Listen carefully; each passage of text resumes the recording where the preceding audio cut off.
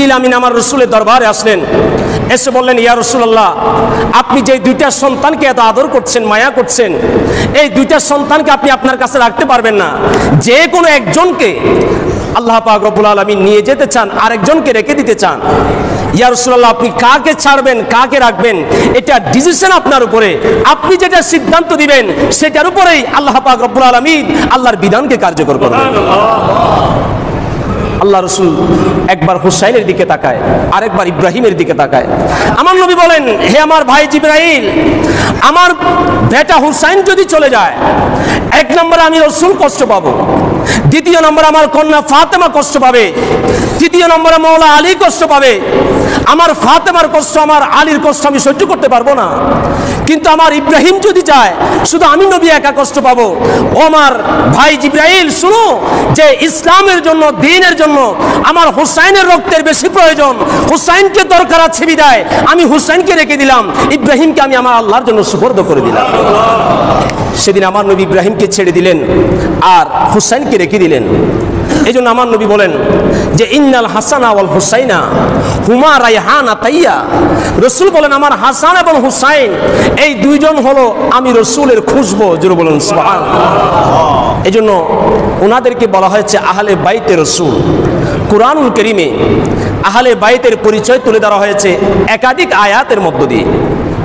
যেমন কুরআনুল কারীমে, এর আগে আমি একটা হাদিস শরীফ আপনাদের সামনে তেলাওয়াত করি যে আল্লাহর পেয়ারা হাবিব বলেন যে আদিবু আওলাদাকুম আলা সালাসে খিসালিন। এই হাদিসটা আমি আরেকবার বলেছিলাম। আল্লাহ রাসূল বলেন যে তোমরা তোমাদের সন্তানদেরকে তিনটা বিষয়ের তালিম দাও। কয়টা বিষয়ের? একটু জোরে বলেন, কয়টা বিষয়ের? তিনটা বিষয়ের তালিম দাও। এক নাম্বার হলো হুব্বে নবীকুম, তোমাদের সন্তানদেরকে তোমরা তোমাদের নবীর মুহাব্বত শিক্ষা দাও। জোরে বলেন না সুবহানাল্লাহ। যার অন্তরে আমার নবীর প্রেম থাকবে, ভালোবাসা থাকবে, যার অন্তরে হুব্বে মুস্তাফা থাকবে, ইশকে রাসূল থাকবে, তাজিমে মুস্তাফা থাকবে, তার এই জবান দিয়ে কোনোদিন ইসলাম এবং শরীয়তের বিরুদ্ধে কথা বের হতে পারে না। মানুষ গুনাহ করে কেন? মানুষ অপরাধ করে কেন? মানুষ ইসলাম, ঈমান, ইসলামের চর্চা থেকে বিমুখ হওয়ার কারণ হলো মানুষের অন্তরে আল্লাহ এবং আল্লাহ রসুলের মুহাব্বতের ঘাটতি রয়েছে। রসুলের পাকের মুহাব্বত না থাকার কারণে মানুষ গুনার দিকে ঝুঁকে যায়। এই জন্য আমার নবী বলেন আহিব্বু হুব্বে নবীকুম, তোমরা তোমাদের নবীর ভালোবাসা শিখাও সন্তানদেরকে। এরপর আল্লাহ রসুল বলেন ওয়াহুব্বে আহলে বাইতিহি, আমি রসুলের পরিবারের সদস্যদের মুহাব্বত শিখাও। কারণ আমার রসুল বলেন তারাক্তু ফীকুম আমরাইন, আমি তোমাদের কাছে দুইটা জিনিস রেখে যাচ্ছি। একটা হলো কিতাবুল্লাহ, আল্লাহর কিতাব, আরেকটা হলো ওয়াইতরাতিহি, আমি রসুলের পরিবার তোমাদের কাছে রেখে যাচ্ছি। অর্থাৎ আমি নবীর জীবন ব্যবস্থা, আমি রসুলের সুন্নাহ, আমি রসুলের পরিবারের আদর্শ তোমাদের কাছে রেখে যাচ্ছি। এই দুইটা জিনিসকে যখন তোমরা ধারণ করবে, লান তাদিল্লু মা তামাসসাকতুম বিহিমা, তোমরা কখনো গুমরাহ হবে না, পথভ্রষ্ট হবে না। আল্লাহ আমাদেরকে আমল করার তৌফিক দান করুন। এরপর আমার নবী বলেন ওয়া কিরাআতিল কুরআন, যে তোমরা তোমাদের সন্তানদেরকে কুরআনুল কারীমের তেলাওয়াত শিখাও। এই জন্য কুরআনুল কারীমে আল্লাহ পাক রব্বুল আলামিন আহলে বাইতের ব্যাপারে অনেক বেশি গুরুত্ব আরোপ করেছেন। মানুষ আমরা আল্লাহর কাছে পবিত্রতা কামনা করি, আল্লাহর কাছে গুনাহ থেকে মাপ চাই, আল্লাহর কাছে মানবীয় দুর্বলতা প্রকাশ পাওয়া থেকে আল্লাহর কাছে পানা চায়। আর আল্লাহ পাক রব্বুল আলামিন আহলে বাইতের ব্যাপারে বলছেন যে ইন্নামা ইউরিদুল্লাহু লিইয়ুযহিবা আনকুমুর রিজসা আহলাল বাইত। আল্লাহ তাআলা বলেন হে আমার নবীর পরিবারের সদস্যরা, হে আমার নবীর আহলে বাইত, শুনো তোমাদেরকে আমি আল্লাহ বলি যে মানুষ আমার কাছে আশ্রয় প্রার্থনা করে যাবতীয় অন্যায়, অনাচার, দুরাচার থেকে, যাবতীয় অপবিত্রতা থেকে তারা আমার কাছে পানা চায়। আর আমি আল্লাহ চাই, আমি আল্লাহর ইচ্ছা হলো আমি তোমাদেরকে সমস্ত প্রকারের অপবিত্রতা থেকে তোমাদেরকে আমি আল্লাহ পবিত্র ঘোষণা করব। এটা আল্লাহর মনসা। আল্লাহর রাসূলের কাছে যখন এই আয়াতে কারিমা নাজিল হলো, হযরত উম্মে সালামা রাদিয়াল্লাহু তাআলা আনহার ঘরের মধ্যে আয়াতটা নাজিল হচ্ছে। আল্লাহর পেয়ারা হাবিব রহমতুল্লাহ আলামিন একখানা চাদর মুবারক মাথার উপরে দিয়ে সেই চাদরে আল্লাহ রাসূল সাইয়েদনা মাওলা আলী শের খুদাকে ডাকলেন। সেই চাদরের নিচে মা ফাতেমা জাহরাকে নিলেন, সেই চাদরের ডান পাশে ইমামে হাসানকে নিলেন, বাম পাশে ইমামে হুসাইনকে নিলেন। আল্লাহর দরবারে দুইটা হাত তুলে দিয়ে বলেন, আল্লাহুম্মা হাউলাই আহলু বাইতি, হে আল্লাহ আমার এই চাদরে যারা এসেছে এরাই হলো আমি নবীর পরিবারের সদস্য। জোরে বলেন সুবহানাল্লাহ। এভাবে কুরআনুল কারীমের অন্য জায়গায় এটাকে বলা হয় আয়াতে মুবাহালা, একজন আরেকজনকে অভিসম্পাদ দেওয়া।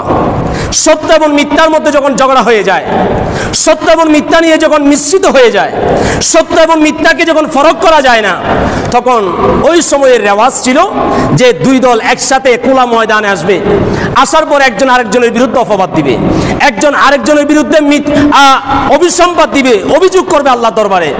যার দাবি মিথ্যা প্রমাণিত হবে আল্লাহর তরফ থেকে তার উপরে আল্লাহর লানত আসবে। এটা ছিল তৎকালীন সময়ের রেওয়াজ। সূরা আলে ইমরানের মধ্যে আল্লাহ তাআলা সে আয়াত এনেছেন এভাবে।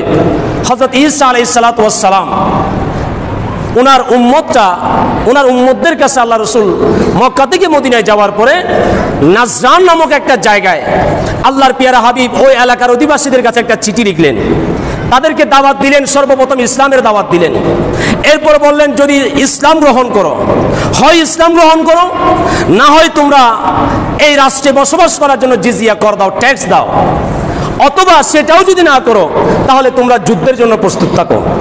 এই কথা বলার পরে এই দাবি নিয়ে যখন তাদের কাছে চিঠি প্রেরণ করা হলো, আল্লাহর পেয়ারা হাবিব রাহমাতুল লিল আলামিন এই চিঠি পাঠানোর পরে ওই খ্রিস্টানদের পক্ষ থেকে তারা তিনজন প্রতিনিধি আল্লাহর দিতে, আমি আল্লাহ যে আদমকে সৃষ্টি করতে পারলাম, আমি আল্লাহ বাবা ছাড়া একজন মা থেকে কি একজন সন্তান সৃষ্টি করতে পারি না?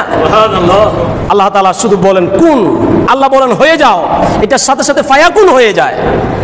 এটা নিয়ে যখন তারা দাবি করলো যে না এইভাবে কিভাবে সন্তান হয়, বাবা ছাড়া কিভাবে সন্তান হয়, এটা নিয়ে যখন তারা দাবি তুললো, তখন আল্লাহ পাক রব্বুল আলামিন আয়াতে মুবাহালা নাজিল করলেন। জোরে বলুন না সুবহানাল্লাহ। আল্লাহ রাসূলকে বললেন, হে রাসূলুল্লাহ ফামান হাজ্জাকা ফীহি মিন বাদি মা জাকা মিনাল ইলমি, ঈসা রূহুল্লাহর ব্যাপারে আপনার কাছে যথাযথ জ্ঞান আল্লাহর তরফ থেকে আসার পরে আপনি তাদেরকে আহ্বান করেন, তাদেরকে বলেন যে নাদউ আবানানা ওয়া আবানাকুম, যে তোমরা তোমাদের সন্তানদেরকে নিয়ে আসো আর আমি আমার সন্তানদেরকে নিয়ে যাব, তোমরা তোমাদের মহিলাদেরকে নিয়ে আসো, আমি আমার মহিলাদেরকে নিয়ে যাব, তোমরা নিজেরা আসো এবং আমি নিজে সেখানে যাব। একটা খোলা ময়দানের মধ্যে তাদেরকে দাওয়াত দেওয়া হলো, আহ্বান করা হলো। আল্লাহর পেয়ারা হাবিব ডান হাতে ইমাম হাসানকে নিলেন, বাম হাতে ইমাম হুসাইনকে নিলেন, পিছনে মৌলা আলী শের খুদাকে নিলেন, এর পিছনে সাইয়্যিদানা মা ফাতেমা জাহরাকে নিলেন। আল্লাহ রাসূল খোলা ময়দানে আসলেন আর বললেন, হে আমার আহলে বাইত শোনো, যে আমি রাসূল যখন দোয়া করব তোমরা শুধু আমিন বলবা। আরো জোরে বলুন না সুবহানাল্লাহ। দাবি হলো ঈসা আল্লাহর পুত্র নয়, এটা প্রমাণ করা। ওরা প্রমাণ করবে ঈসা আল্লাহর পুত্র। আল্লাহ রাসূল যখন এই দাবি নিয়ে যখন ময়দানে গেলেন, তখন ওই খ্রিস্টানদের মধ্য থেকে সুরাহাবিল নামের যে প্রধান ছিল, সে তার গোত্রের সাথে পরামর্শ করলেন। পরামর্শ করার পরে বলে, আমি একটু আগে গিয়ে দেখে আসি পরিস্থিতি কেমন। তখন সে আসলো ময়দানে, অনেক দূর থেকে সে দেখলো, দেখার পরে সে তাদের কাছে গিয়ে যে কথা বলল, সে বলল আমি ময়দানে যাওয়ার পরে এমন এক দৃশ্য দেখলাম যে মুহাম্মদ এক তো আল্লাহর রাসূল, আল্লাহর নবী, তার সাথে যে দুইটা সন্তানকে আমি দেখতে পেলাম, তাদের চেহারা থেকে এমন নূর বের হচ্ছে, সেই নূর যদি কোনো পাহাড়ের উপর পড়ে পাহাড় চূর্ণ বিচূর্ণ হয়ে যাবে, আর তারা যদি আল্লাহ দরবারে হাত তোলে কোনো পাহাড়কে এক জায়গা থেকে আরেক জায়গায় নিয়ে যাওয়ার জন্য আল্লাহ তাদের দোয়া কবুল করে নেবে। একথা বলে তারা তাদের দাবি থেকে সরে গেল, কারণ তারাও জানে আমরা যদি এই ময়দানে চলে যাই, সত্যিকার অর্থে যদি আল্লাহ রাসূল যদি তাদের বিরুদ্ধে যদি বদদুয়া করে দেন, তাহলে তারা ধ্বংস হয়ে যাবে। এটা তারা বুঝতে পেরেছিল। এই কারণে তারা বলল যে আমরা ইসলাম গ্রহণ করব না, তবে আমরা ট্যাক্স দিয়ে আপনার রাজ্যে বসবাস করব। আমার উদ্দেশ্য সেটা নয়। আমি যেটা বলতে চেয়েছিলাম, আল্লাহ পাক রব্বুল আলামিন কুরআনুল কারীমের একাধিক আয়াতে আল্লাহ তাআলা আল্লাহর আহলে বাইত, রাসূলের আহলে বাইতকে পরিচয় করালেন। শুধু তাই না, কুরআনুল কারীমের আরেক জায়গায় সূরাতুশ শূরা, এখানে দেখা যায় আল্লাহর পেয়ারা হাবিব উম্মতের সামনে দুইটা দাবি তুললেন।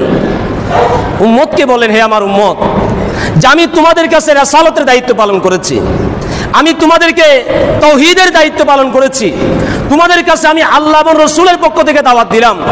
অতএব তোমরা আমি যে রাসূল এটার স্বীকৃতি দাও, এটার বাস্তবায়ন তোমরা করো, অর্থাৎ তোমরা স্বীকার করো আমি তোমাদের নবী। আল্লাহ রসুল এটা ছিলেন প্রথম ঈমানি দাবি। এরপরে আল্লাহ রসুল বলেন যে তোমরা যদি আমার ঈমানের দাবির স্বীকৃতি নাও দাও, আমার আরেকটা দাবি আছে, সেটা হলো আমার পারিবারিক দাবি, আমার আত্মীয়তার দাবি। তোমরা আমাকে রসুল হিসেবে মেনে না নিলেও আমি তো তোমাদেরই লোক, আমি তো তোমাদের মাঝে বসবাস করেছি, অতএব তোমরা আমাকে আমার পরিবারের স্বীকৃতি দাও। একথা বলে আল্লাহ রসুল বলেন কুল্লা আসআলুকুম আলাইহি আজারা। রসুল বললেন আমি তোমাদের কাছ থেকে কোনো বিনিময় চাই না। আমি যে তোমাদেরকে ঈমানের দাওয়াত দিলাম, কালিমার দাওয়াত দিলাম, রিসালাতের দাওয়াত দিলাম, এগুলোর কোনো বিনিময় আমি তোমাদের কাছ থেকে চাই না। একটা বিনিময় আমি চাই, ইল্লাল মাওয়াদ্দাতা ফিল কুরবা, সেটা হলো তোমরা আমি রসুলের পরিবারকে তোমরা ভালোবাসবে। জোরে বলুন সুবহানাল্লাহ। এজন্য নবীর পরিবারকে ভালোবাসাটা ঈমান, নবীর পরিবারকে সম্মান করার নাম হলো ঈমান। ইমাম হুসাইন রাদিয়াল্লাহু তাআলা আনহু যে জীবন উনি কারবালার ময়দানে ঢেলে দিয়েছেন, এজন্য বলা হয়েছে ইসলাম জিন্দা হোতা হে হার কারবালা কে বাদ। যে ইসলাম যুগে যুগে কালে কালে ইসলাম আসছে। আমরা তো অনেক আরামে আয়েসে মুসলমান হয়েছি, আমরা তো বাবার কোলে মায়ের কোলে ইসলাম পেয়ে গেছি। ইসলামের জন্য তো আমাদের রক্তের প্রয়োজন হয় নাই, ইসলাম প্রতিষ্ঠার জন্য তো আমাদের অর্থের প্রয়োজন হয় নাই, আমরা এমনিতে ইসলাম পেয়ে গেলাম।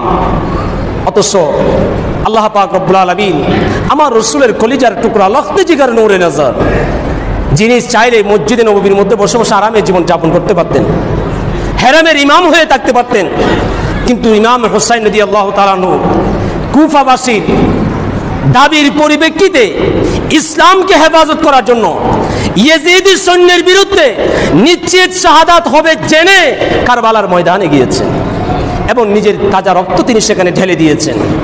এজন্য আমাদের এই মুহররমুল হারাম ইয়মে আশুরা থেকে আমাদের শিক্ষা নেওয়া উচিত যে কেবল দাড়ি টুপি পাঞ্জাবি পায়জামা পাগড়ি আবা কাবা জুব্বা থাকলে যে একজন মানুষ পরিপূর্ণ মুসলমান হবে তা নয়।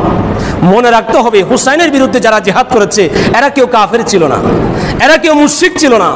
এদের মধ্যে হাজার হাজার হাফেজে কোরআন ছিল, এদের মধ্যে হাজার হাজার মুহাদ্দিস ছিল, এদের মধ্যে হাজার হাজার মুফতি ছিল, কিন্তু এরা সবাই ছিল মুনাফিক, এরা সবাই ছিল বেঈমান।